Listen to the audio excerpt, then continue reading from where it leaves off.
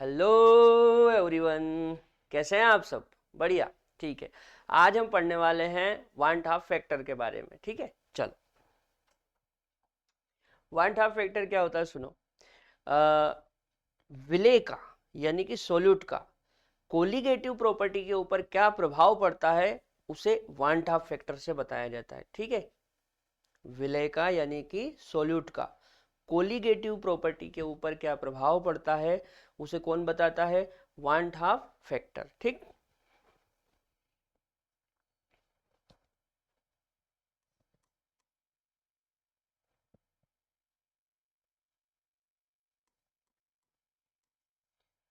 One half factor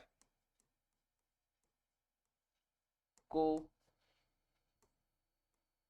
I से one half factor को आई से बताया जाता है या आई से दर्शाते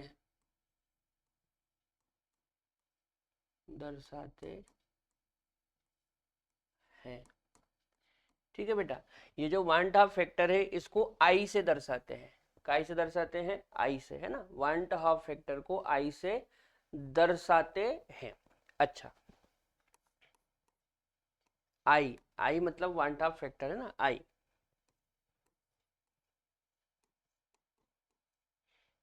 किसी सोल्यूट का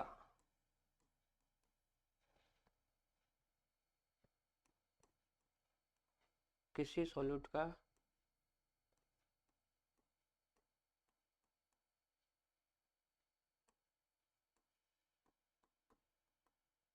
कोलिगेटिव प्रॉपर्टी, कोलिगेटिव प्रॉपर्टी से मतलब है अणुसंख्यक गुण।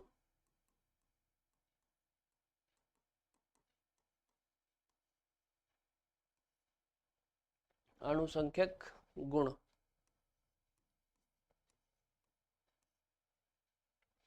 अणुसंख्यक गुण।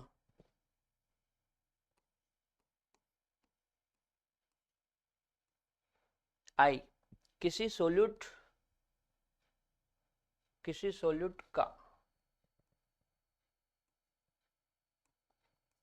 किसी सोल्यूट का कोलिगेटिव प्रॉपर्टी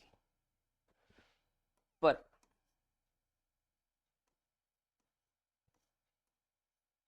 प्रभाव, किसी सोल्यूट का कोलिगेटिव प्रॉपर्टी पर प्रभाव। सही नहीं लग रहा यार ये पॉइंट, मिटाने दो इसे।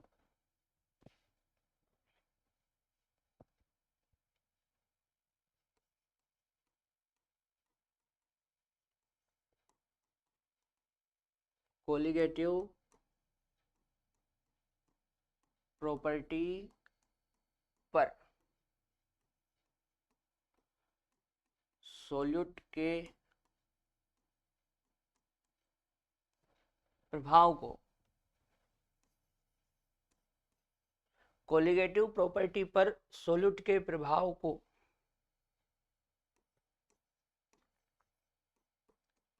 वन हाफ फैक्टर से मापा जाता है। ये ठीक है, ठीक है, ये ठीक है। कोलिगेटिव प्रॉपर्टी मतलब अणुसंख्यक गुण, तो कोलिगेटिव प्रॉपर्टी पर, तो ये कोलिगेटिव प्रॉपर्टी पर, कोलिगेटिव प्रॉपर्टी पर सोल्यूट यानी कि विलेय के प्रभाव को वन हाफ फैक्टर से मापा जाता है। ठीक है बेटा, तो जो वन हाफ फैक्टर है इसे आई से बताते हैं। काय से बताते हैं? आई से। और कोलिगेटिव प्रॉपर्टी पर सोल्यूट का जो प्रभाव पड़ता है उसको किससे मापते हैं? वन हाफ फैक्टर से मापते हैं। ठीक है, अच्छा।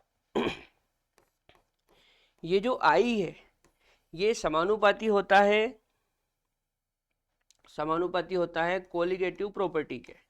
किसके समानुपाती होता है? कोलिगेटिव प्रॉपर्टी के। और जो कोलिगेटिव प्रॉपर्टी है ये मोल्स के समानुपाती होती है। किसके समानुपाती होती है? मोल्स के। तो हम लिख सकते हैं नंबर ऑफ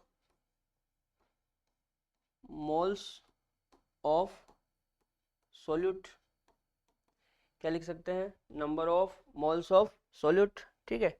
और जो number of moles of solute है वो मोलर मास के व्युत्क्रमानुपाती होता है। मोलर मास के कैसा होता है, व्युत्क्रमानुपाती होता है, ठीक है ना। तो जो आई है वांट ऑफ फैक्टर वो कोलिगेटिव प्रॉपर्टी के समानुपाती होता है, और जो कोलिगेटिव प्रॉपर्टी है वो number of moles of solute यानी कि सोल्यूट के मोल के समानुपाती होती है, ठीक है। और मोल को क्या लिखते हैं हम, मास अपान मोलर मास। मोल को क्या लिखते हैं, मास अपान मोलर मास। तो जो मोल है वो मोलर मास के कैसा हो गया, व्युत्क्रमानुपाती, ठीक है ना। यहाँ पे मैं लिख देता हूँ हिंट करके,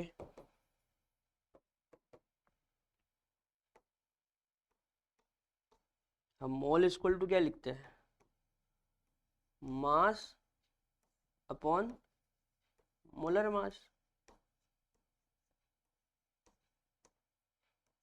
ठीक है ना।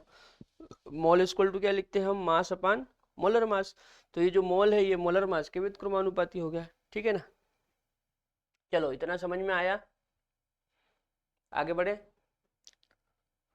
अच्छा, तो जो कोलिगेटिव प्रॉपर्टी है वो वान हाफ फैक्टर के कैसे समानुपाती है और इसका कैसे प्रभाव पड़ता है पहले वो समझ लेते हैं। तो देखो हमारे पास 4 कोलिगेटिव प्रॉपर्टी है। कितनी कोलिगेटिव प्रॉपर्टी है, 4।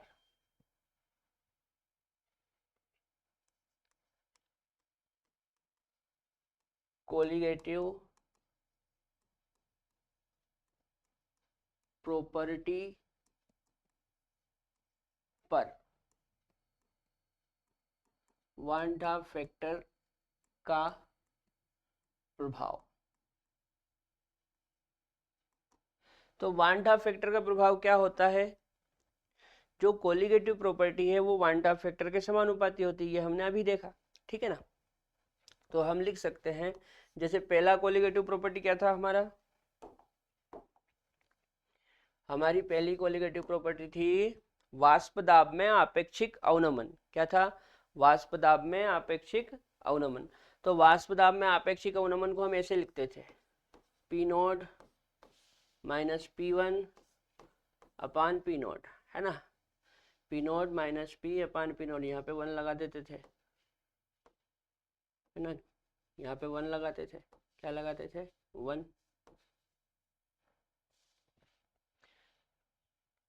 ये समानुपाती हो जाएगा वान हाफ फैक्टर के, किसके समानुपाती हो जाएगा, वान हाफ फैक्टर के, यानी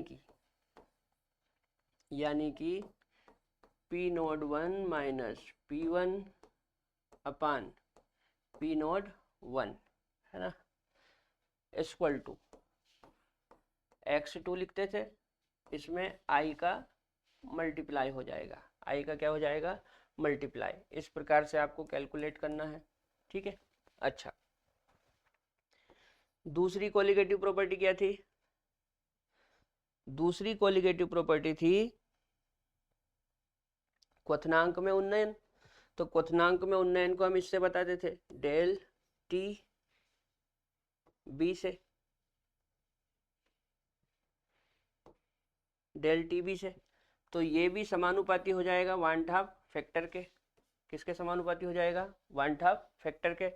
तो इसको हम ऐसे कैलकुलेट करेंगे, डेल टी बी, इसको कैसा लिखते थे अपन, ऐसा लिखते थे आपको याद हो तो, के बी इंटू मोलालिटी इंटू इसमें वान हाफ फैक्टर का गुणा कर देंगे, ठीक है। अच्छा, तीसरी कोलिगेटिव प्रॉपर्टी क्या थी, तीसरी कोलिगेटिव प्रॉपर्टी थी हिमांक में अवनमन। तो हिमांक में अवनमन को कैसे बताते थे, डेल टी एफ, ये भी समानुपाती हो जाएगा किसके, वान हाफ फैक्टर के, है ना। तो हम इसको भी ऐसे लिख सकते हैं, डेल टी एफ बराबर के एफ, है ना, के एफ इंटू मोलालिटी इंटू आई, है ना, मतलब आई का मल्टीप्लाई करेंगे। अच्छा, चौथी कोलिगेटिव प्रॉपर्टी क्या थी? चौथी कोलिगेटिव प्रॉपर्टी थी विलयन का परासरण दाब। क्या था? विलयन का परासरण दाब। तो विलयन का परासरण दाब क्या होता है? पाई। तो ये भी समानुपाती हो जाएगा किसके? 1/2 फैक्टर के। मतलब इसको भी हम आगे कैसा लिख सकते हैं?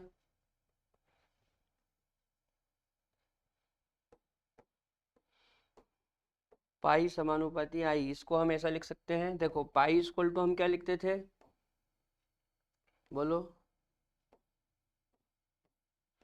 पाई इक्वल टू हम लिखते थे CRT। पाई इक्वल टू क्या लिखते थे? CRT। इसमें भी आई का मल्टीप्लाई हो जाएगा इस तरह से। ठीक है बेटा। तो याद रखना कोलिगेटिव प्रॉपर्टी का 1/2 फैक्टर पर, सॉरी कोलिगेटिव प्रॉपर्टी पर 1/2 फैक्टर का जो प्रभाव होता है वो कैसे पड़ता है? तो जितनी भी कोलिगेटिव प्रॉपर्टी है वो 1/2 फैक्टर के समानुपाती है ना? जितनी भी कोलिगेटिव प्रॉपर्टी है वो 1/2 फैक्टर के समानुपाती है। ठीक है। तो वाष्प दाब में आपेक्षिक अवनमन भी समानुपाती हो जाएगा, क्वथनांक में उन्नयन भी समानुपाती हो जाएगा, हिमांक में अवनमन भी समानुपाती हो जाएगा, और जो परासरण दाब है वो भी समानुपाती हो जाएगा। जब हम कैलकुलेट करेंगे तो इस तरह से कैलकुलेट करेंगे, आई का मल्टीप्लाई कर देंगे। ठीक है ना? नोट करो।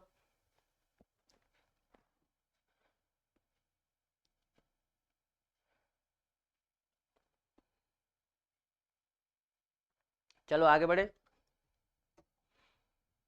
अच्छा, अब आई को कैसे कैलकुलेट किया जाता है या आई को कैसे रिप्रेजेंट करते हैं वो समझ लो। ठीक है। तो आई इक्वल टू होता है normal molar mass upon abnormal molar mass. I equal to क्या होता है? Normal molar mass upon abnormal molar mass. Normal molar mass से मतलब है सामान्य मोलर द्रव्यमान। सामान्य मोलर द्रव्यमान है ना? और एबनॉर्मल का मतलब क्या है? असामान्य।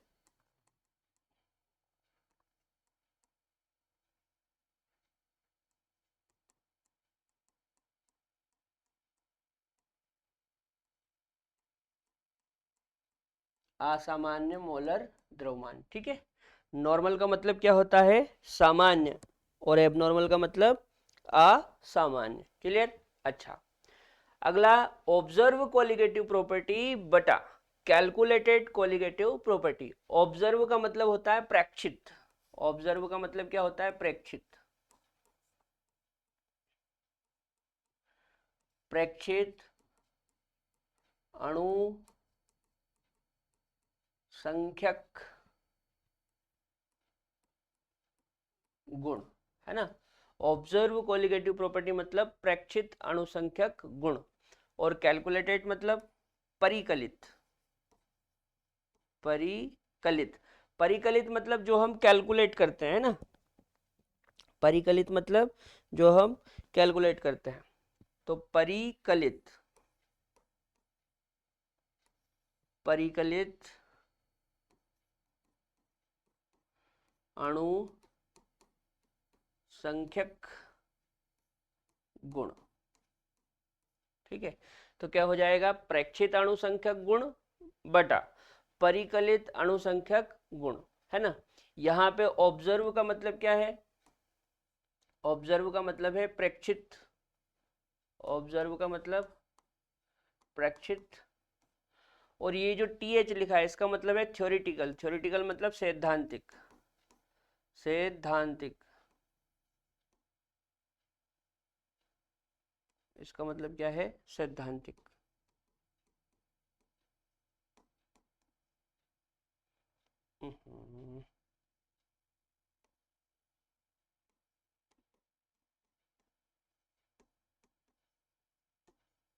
ठीक है। थ्योरेटिकल मतलब सैद्धांतिक, है ना? थ्योरेटिकल मतलब क्या? सैद्धांतिक। याद रहेगी बात? अच्छा, इसके बाद अगला है total number of moles of particles after association और डिसोसिएशन। मतलब एसोसिएशन और डिसोसिएशन के बाद कितने मोल बनते हैं बटा number of moles of particles before association और डिसोसिएशन। मतलब एसोसिएशन और डिसोसिएशन के पहले क्या मोल थे। ठीक है। एसोसिएशन और डिसोसिएशन होने के बाद मोल की संख्या बटा एसोसिएशन और डिसोसिएशन होने के पहले मोल की संख्या। ठीक, अच्छा आगे बढ़े। अगला है want Hoff factor for association. ठीक है, एसोसिएशन के लिए वांट हाफ फैक्टर कैसे कैलकुलेट करते हैं वो बताता हूं। देखो आपको,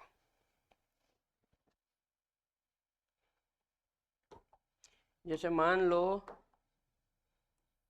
हमारे पास ये एक सॉल्यूट है। क्या है? सॉल्यूट।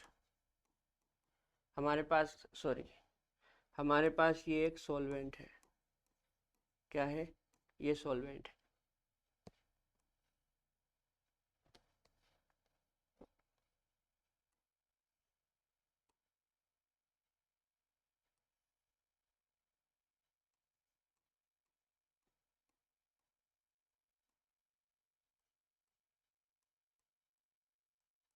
ठीक है, हमारे पास एक सॉल्वेंट है। अच्छा, इसमें मैं CH3COOH डालता हूँ। क्या डालता हूँ? CH3COOH। CH3COOH है ना। इस सॉल्वेंट में मैंने CH3COOH डाला। CH3COOH मतलब एसिटिक एसिड होता है। क्या होता है? Acetic acid. Acetic acid. अच्छा, मान लो ये जो सॉल्वेंट है ये बेंजीन है। ये जो सॉल्वेंट है ये क्या है? बेंजीन। तो मैंने क्या करा? मैंने बेंजीन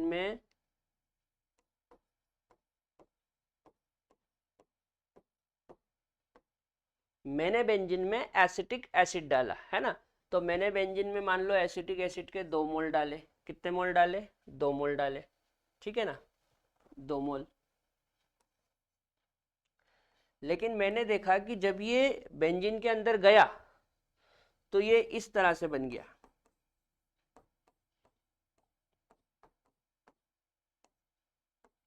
मतलब डाइमर बन गया। क्या मर गया? बन गया डाइमर बन गया। डाइमर मतलब होता है द्विलक। डाइमर मतलब क्या होता है? द्विलक। डाइमर मतलब क्या होता है? द्विलक। मतलब जब हमने एसिटिक एसिड को बेंजीन में डाला, जब हमने एसिटिक एसिड को बेंजीन में डाला तो एसिटिक एसिड का क्या हो गया? एसिटिक एसिड का हो गया डाइमराइजेशन। क्या हो गया? डाइमराइजेशन। इस एसिटिक एसिड का क्या हो गया? डाइमराइजेशन हो गया। ठीक है ना। अच्छा, अब डाइमराइजेशन में क्या हुआ देखो, हमने इसके मोल कितने डाले थे? 2। कितने मोल डाले थे? 2। मतलब इसके जो कैलकुलेटेड मोल है, इसके जो कैलकुलेटेड मोल है वो कितने? 2। लेकिन हमने देखा, यहाँ पे हम देख रहे हैं, ऑब्जर्व कर रहे हैं, है ना। यहाँ पे हम क्या कर रहे हैं? ऑब्जर्वेशन कर रहे हैं। अलग कर लें तो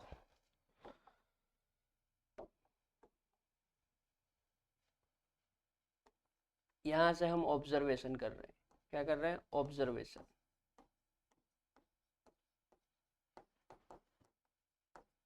यहाँ से क्या कर रहे हैं हम? ऑब्जर्वेशन। तो हमने ऑब्जर्वेशन किया कि इधर 1 मोल बन गया। भाई डाले कितने थे? 2 मोल।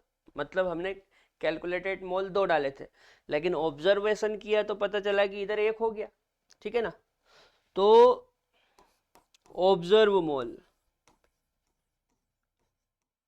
ऑब्जर्व मोल, ऑब्जर्व मोल कितने हो गए? ऑब्जर्व मोल हो गए 1। कितना हो गया? ऑब्जर्व मोल हो गया 1। क्लियर? अच्छा, तो यहां से यदि हम वांट हाफ फैक्टर निकालें, क्या निकाले? Van't Hoff factor. तो van't Hoff factor equal to होता है ऑब्जर्व मोल बटा कैलकुलेटेड मोल। ऑब्जर्व मोल बटा कैलकुलेटेड मोल। ऑब्जर्व क्या किया? ऑब्जर्व हमने करा कि 1 मोल, और कैलकुलेटेड कितना था? 2 मोल। तो वांट हाफ फैक्टर कितना हो गया? 0.5। कितना हो गया 0.5। अच्छा इसको आप मास से भी कैलकुलेट कर सकते हैं। किससे? मास से। देखो मास से कैसे करेंगे,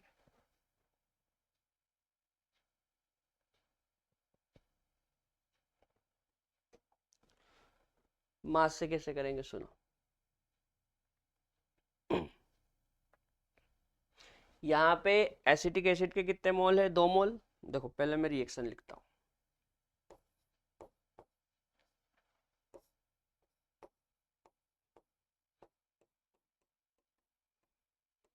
रिएक्शन, रिएक्शन में क्या हो रहा है? रिएक्शन में ये हो रहा है CH3COOH, एसिटिक एसिड। इसको काय में डाला? इसको बेंजीन में डाला, इन बेंजीन। बेंजीन में देखा तो हमने देखा कि ये डाइमर बन गया। क्या बन गया? डाइमर। ये डाइमर बन गया, ठीक है ना। अच्छा अब यहाँ पे देखो, यहाँ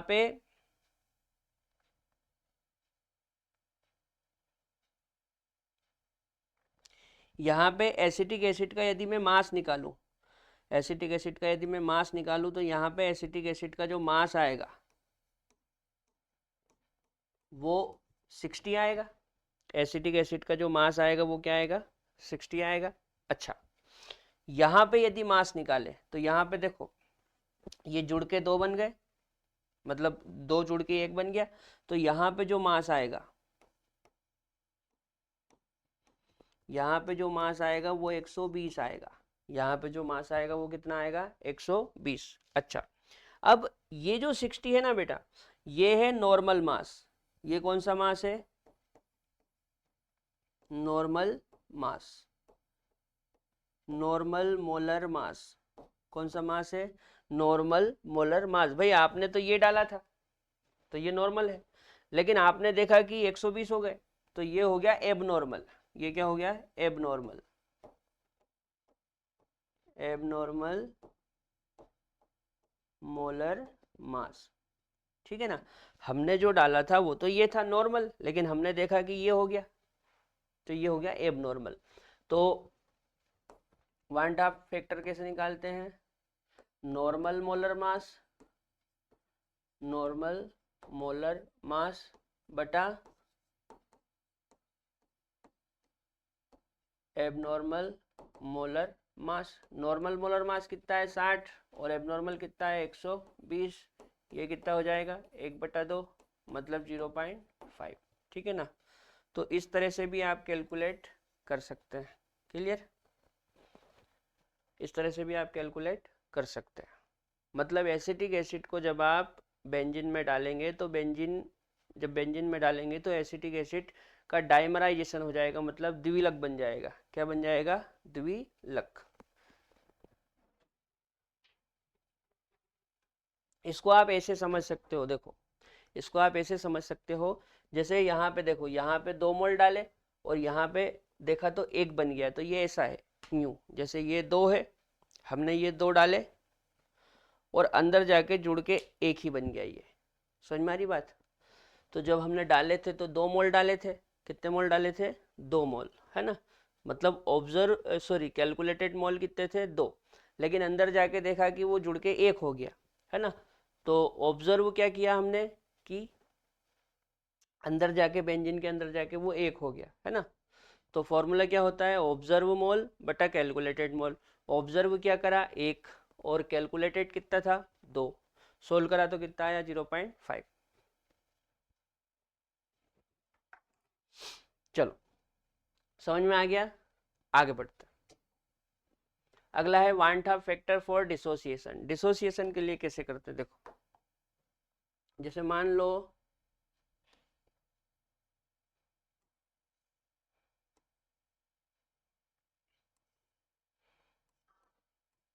ये सॉल्वेंट है, मान लो वाटर है, ये क्या है? वाटर है, ठीक है। वाटर में मैंने NaCl डाला। वाटर में क्या डाला? NaCl, ठीक है। वाटर में NaCl डाला तो इधर जाके देखा कि ये Na प्लस और Cl माइनस बन गया, ठीक है। अब मैंने कितना मोल डाला? मैंने तो 1 मोल डाला। कितना मोल डाला? 1 मोल डाला, लेकिन यहाँ जाके देखा तो कितने हो गए, 2 हो गए। 1 मोल ये,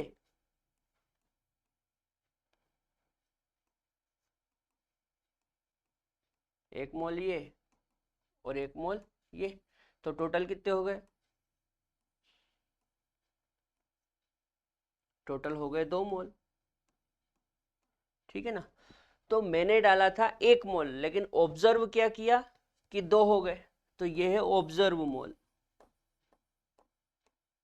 ऑब्जर्व मोल। ये कौन से मोल है, ये ऑब्जर्व मोल है। ठीक है ना। तो आई कैसे निकालते हैं, आई कैसे निकालते हैं, i equal to observe mole, observe mole बटा कैलकुलेटेड मोल।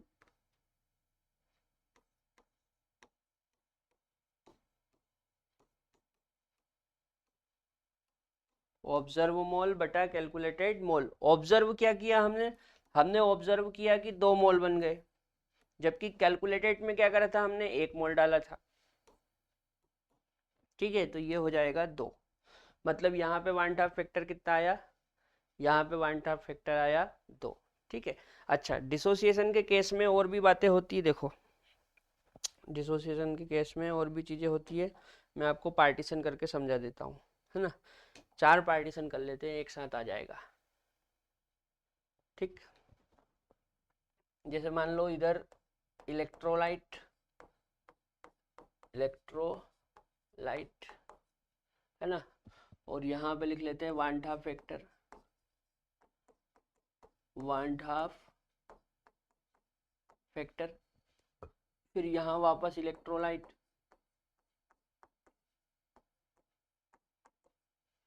यहाँ पे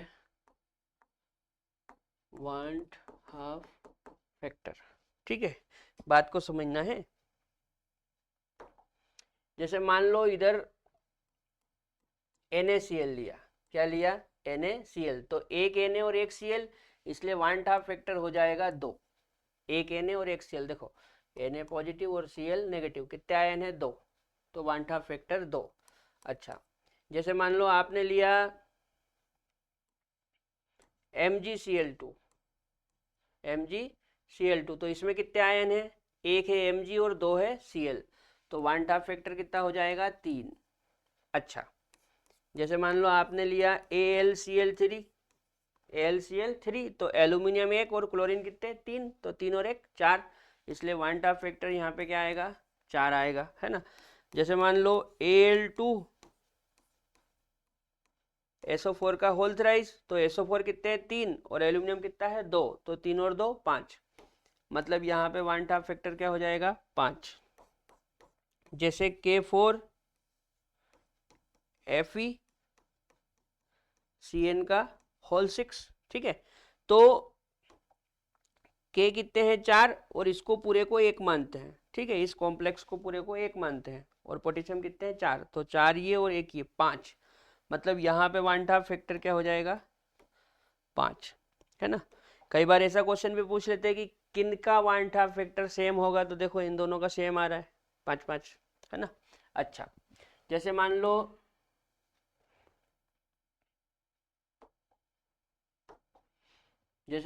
HCl, तो एक H पॉजिटिव और एक Cl नेगेटिव, तो यहाँ पे 1/2 फैक्टर कितना होगा, 2, है ना। जैसे मान लो H2SO4, तो 2H और एक SO4, 3 हो गए, तो यहाँ पे 1/2 फैक्टर क्या होगा, 3। जैसे मान लो NaOH, तो एक Na पॉजिटिव और एक OH नेगेटिव, तो यहाँ पे 1/2 फैक्टर क्या हो जाएगा, 2, है ना। जैसे मान लो Ca या BaOH का होल ट्वाइस, तो Ba कितना है, 1, और OH कितने हैं, 2, तो 2 और 1 3, तो 1/2 फैक्टर क्या हो जाएगा, 3 हो जाएगा, है ना। इस तरह से और भी आप निकाल सकते हैं। जैसे मान लो HClO4 है, तो ये 1 और ये पूरा भी 1, है ना। ये ऐसे होता है, जैसे आप इसको डिसोशिएट करोगे तो ये पॉजिटिव और ये पूरा नेगेटिव बनेगा, तो 1 और 1 2, मतलब 1/2 फैक्टर कितना आएगा 2, है ना। कुछ आ रहा है समझ में? कुछ नहीं देखना है, बहुत सीधी सी बात है। देखो नंबर ऑफ आयन देखते हैं, क्या देखते हैं, नंबर ऑफ आयन। जैसे एक Na और एक Cl, 2 हो गए तो 1/2 फैक्टर 2। अच्छा Cl कितने हैं 2 और Mg कितना 1, तो 2 और 1 3, 1/2 फैक्टर हो गया 3। Cl कितने हैं 3 और एल्यूमिनियम कितना 1, तो 3 और 1 4, तो 1/2 फैक्टर हो गया 4। अच्छा SO4 कितने हैं 3 और एल्यूमिनियम कितने हैं 2, तो 3 और 2 5, तो 1/2 फैक्टर हो गया 5। ये पूरा कॉम्प्लेक्स 1 मानते हैं और ये पोटेशियम कितने 4, तो 4 और 1 5। कुछ आ रहा है समझ में? एक H और एक Cl टोटल कितने हो गए 2, तो 1/2 फैक्टर 2। अब देखो 2 H पॉजिटिव बनेंगे और एक SO4, तो 2 और 1 3, तो 1/2 फैक्टर 3। एक Na पॉजिटिव और एक OH नेगेटिव, तो 1 और 1 2, तो 1/2 फैक्टर 2। अब OH कितने हैं 2 और Ba कितना है 1, तो 2 और 1 3, तो 1/2 फैक्टर हो गया 3। अब एक H और एक ClO4, तो एक H और एक ClO4 टोटल कितने हो गए 2, तो 1/2 फैक्टर 2। इस प्रकार से 1/2 फैक्टर निकाला जाता है। ठीक है, नोट करो।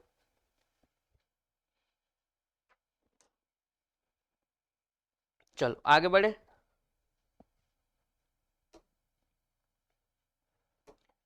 अब ये तो जब 100% एसोसिएशन या 100% डिसोसिएशन होता है उसके लिए था। जब 100% एसोसिएशन या 100% डिसोसिएशन होता है उसके लिए था। यदि एसोसिएशन और डिसोसिएशन 100% से कम हो तो क्या करते हैं वो और समझ लेते हैं, है ना। तो इसको भी पार्टीशन से समझ लें।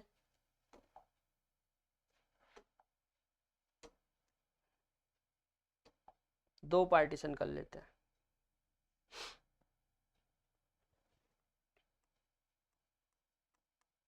जब 100%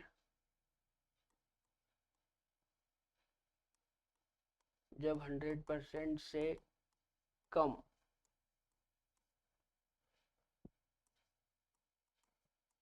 डिसोसिएशन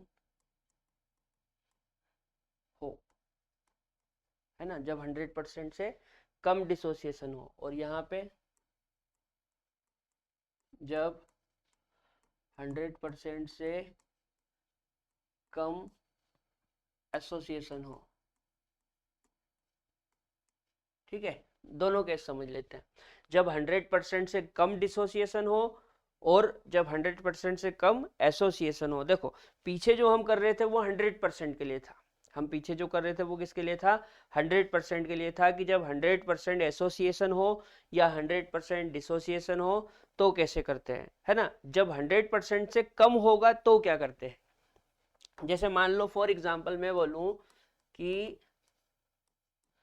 CH3COOH का CH3COOH का CH3COOH का 20% वियोजन, 20% वियोजन, वियोजन को क्या बोलते हैं, डिसोसिएशन। 20% वियोजन होता है। कितना वियोजन होता है, 20% वियोजन होता है। ठीक है, अच्छा इसी प्रकार यहाँ पे एक एग्जांपल ले लेते हैं। मान लो इसी का CH3COOH का 20%, CH3COOH का 20% संगुणन, संगुणन, संगुणन मतलब एसोसिएशन, संगुणन मतलब एसोसिएशन होता है। ठीक है, एग्जाम्पल में क्या दिया है, यहाँ पे बोल रहा है कि 20% वियोजन हो रहा है और यहाँ पे बोल रहा है कि 20% संगुणन हो रहा है।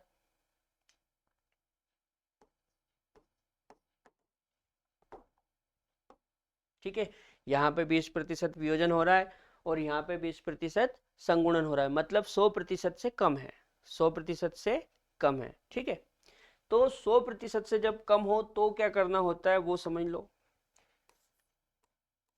वियोजन के केस में 1/2 फैक्टर ऐसे निकालते हैं, I = 1 - alpha plus n alpha. क्या करेंगे, I = 1 - alpha plus n alpha. है ना। अच्छा, आई कितना, सॉरी आई तो निकालना ही है, 1 ऐसा कैसे, अल्फा कितना, तो अल्फा देखो 20% है, कितना है 20%, उसको परसेंट हटाएंगे तो वो हो जाएगा 0.2, उसका परसेंट हटाएंगे तो कितना हो जाएगा 0.2 प्लस एन, एन कैसे रखें, देखो समझो बात को, CH3COOH ये है CH3COOH, ठीक है, इसका वियोजन करवाओ, थोड़ा नीचे ले लो, CH3COOH इसका वियोजन करवाओ, तो जब इसका वियोजन करवाते हैं मतलब डिसोसिएशन, तो ये ऐसे होता है CH3COO माइनस और H प्लस, कितने आयन बने, 2, एक ये और एक ये, 2 आयन बने, तो यहाँ पे मैं N की जगह रखूंगा 2 और अल्फा की जगह 0.2, ठीक है। अल्फा का क्या करा है देखो, अल्फा इक्वल टू कितना है 20% है, इसका परसेंट हटाने के लिए हमने 100 से भाग लगाया है, इसका परसेंट हटाने के लिए क्या करा, 100 से भाग लगाया, तो ये कितना हो गया 0.2, है ना, पॉइंट से ये 0 से 0 कट जाएगा और ये 0.2, ठीक। अच्छा, अब 1 माइनस 0.2 करोगे तो ये क्या आएगा 0.8 प्लस ये हो जाएगा 0.4, टोटल करोगे तो कितना आएगा, टोटल करोगे तो आएगा 8 4 12 1.2, मतलब यहाँ पे जो आई आया है, यहाँ पे जो आई आया वांटा फैक्टर वो 1 से ज़्यादा आया, जो वांटा फैक्टर आया वो 1 से ज़्यादा आया, क्लियर। अच्छा, इस तरफ देखो, संगुणन में क्या होता है, संगुणन में ऐसा होता है, संगुणन में ऐसा होता है, जैसे आपने CH3COOH लिया,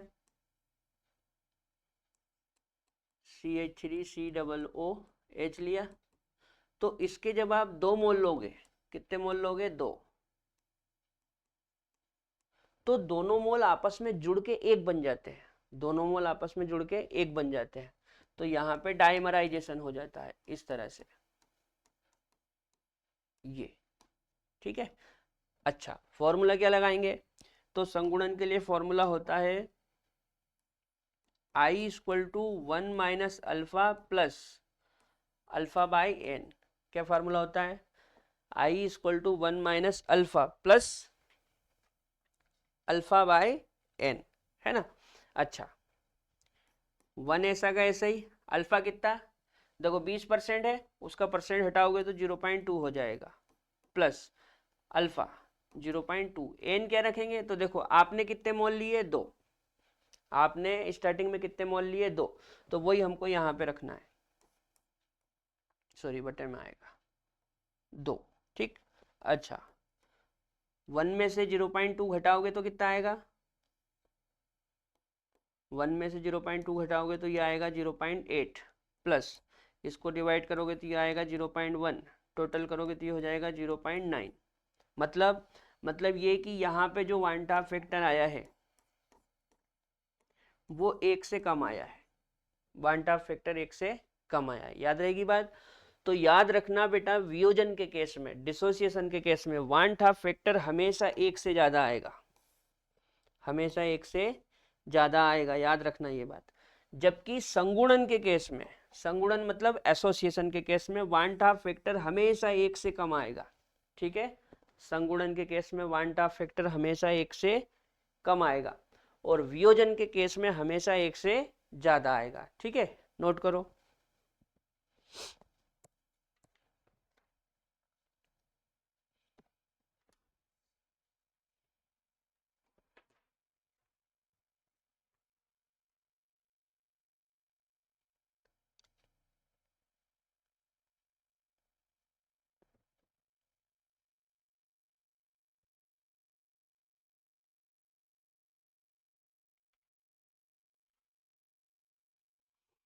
चलो समझ में आ गया, एक बार देख ले, क्या अल्फा 20% है मतलब 0.2 आएगा, ये ठीक है। फिर 1 minus alpha plus n alpha, ये फॉर्मूला लगेगा 1 0.2 और एन यहाँ पे 2 रखेंगे ना, ये वाले मोल, एक ये और एक ये 2, इंटू 0.2, 2 दून 4.4 और ये 0.8, 8 4 12, ठीक है 1.2। और यहाँ पे क्या करेंगे, यहाँ पे ये वाले मोल लेंगे, है ना, जितने मोल आपने डाले थे 20% 1 minus alpha plus alpha by n 1, ये होगा 0.2, 0.2/2 1 और ये 0.8, ठीक है। चलो कर लिया नोट। इस पे एक सवाल बता दूं आपको मैं, बस एक आखिरी सवाल देख लो, उसके बाद ये मामला खत्म है ना। एक एग्जांपल देख लो। एग्जांपल कहाँ गया?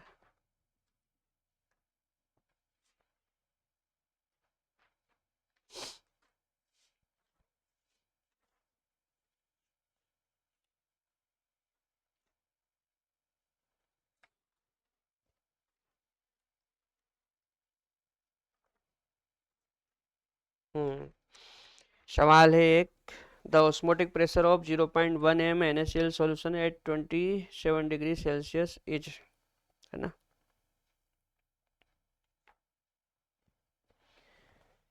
Zero point one M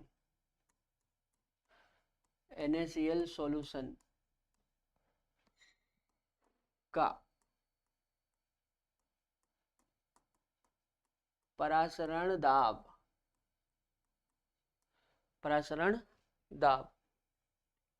27 degree Celsius पर होगा, 27 डिग्री सेल्सियस पर होगा, ठीक है बेटा।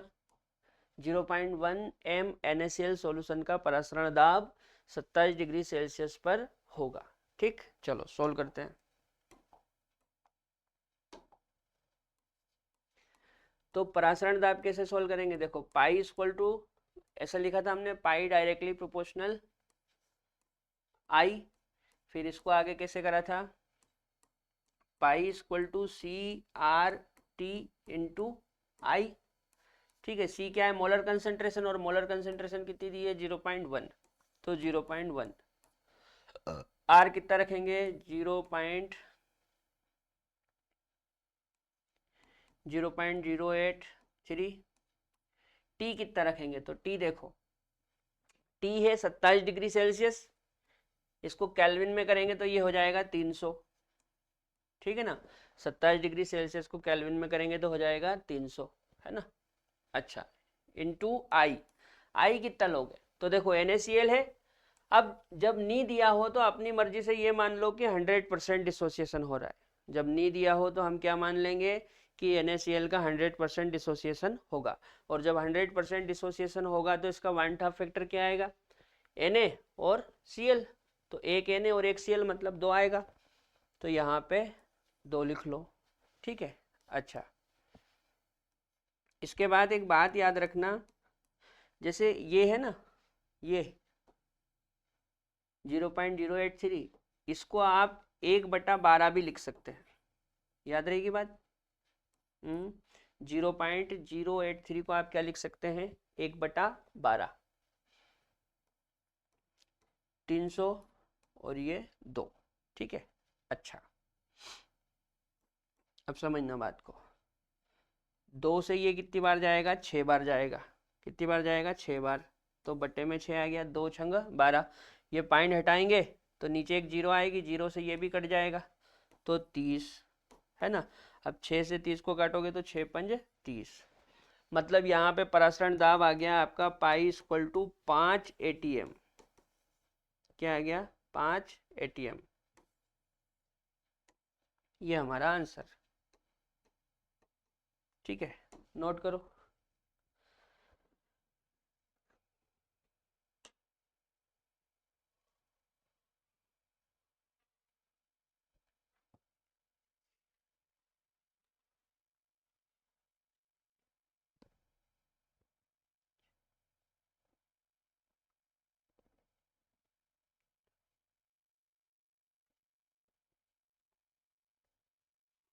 ठीक है बेटा, तो यहाँ पे हमारा 1/2 फैक्टर कंप्लीट हो जाता है।